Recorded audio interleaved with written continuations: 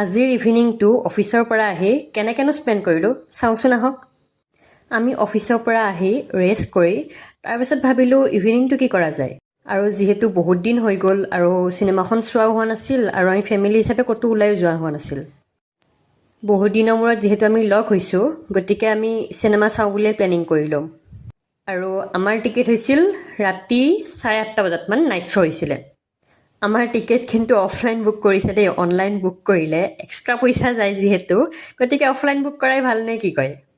যিহেতু ৰাতি ওলাইছোঁ সেইটো কাৰণে মানে মোৰ ঠাণ্ডা লাগিব বুলি মায়ে কৈছে কাণখনত ঠাণ্ডা লাগিব, টুপি এটা ল'ব লাগিব।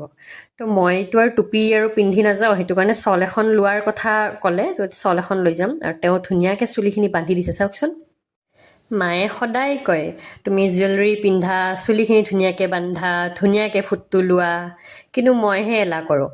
আৰু আমি তিনিজনে আহি পালোঁ, মানে ভণ্টি অহা নাই, আমি তিনিজনে আহিছোঁ। আৰু ভাবিলোঁ মাক চিনেমাখন দেখাওঁ। আমি গৈছিলোঁ তেজপুৰৰ SVF চিনেমা হললৈ। চিনেমা হলটো ইমান ধুনীয়া আৰু ইমান নিট এণ্ড ক্লিন, আৰু তাত যে জুবিনদাৰ ফটোটো ৰাখি কেনে এনেকৈ শ্ৰদ্ধাঞ্জলি জনাই থৈছে। আৰু মায়ে কৈছে ইয়াতে এখন ফটো মাৰাচোন। মাৰ কিন্তু নিজকে কেনেকৈ কেৰি কৰিব লাগে, মোক কেনেকৈ নিজকে কেৰি কৰাই ৰাখিব লাগে, বা মই কেনেকৈ থাকিব লাগে, সেইবোৰ কিন্তু বহুত ন'টিছ কৰে। চ' আমাৰ এতিয়া ফটো উঠা ছেশ্যন শেষ হ'ল আৰু আমি এতিয়া যাওঁ হললৈ। গোটেই হল বুক কৰি দিছে।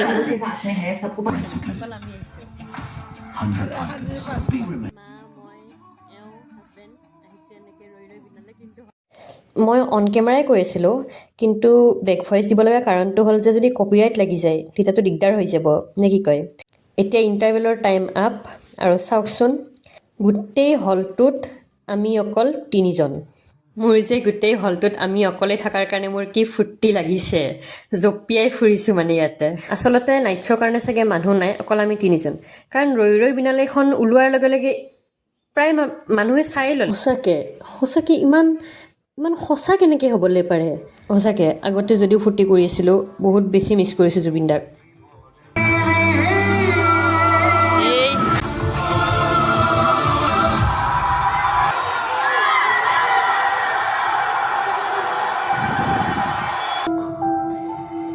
মই আহিছোঁ নহয়, চব ঠিক হৈ যাব।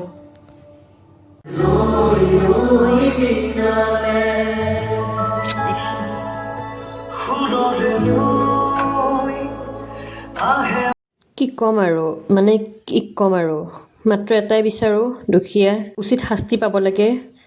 Justice for Zubeen Garg. জয় জুবিন দা, জয় আই অসম।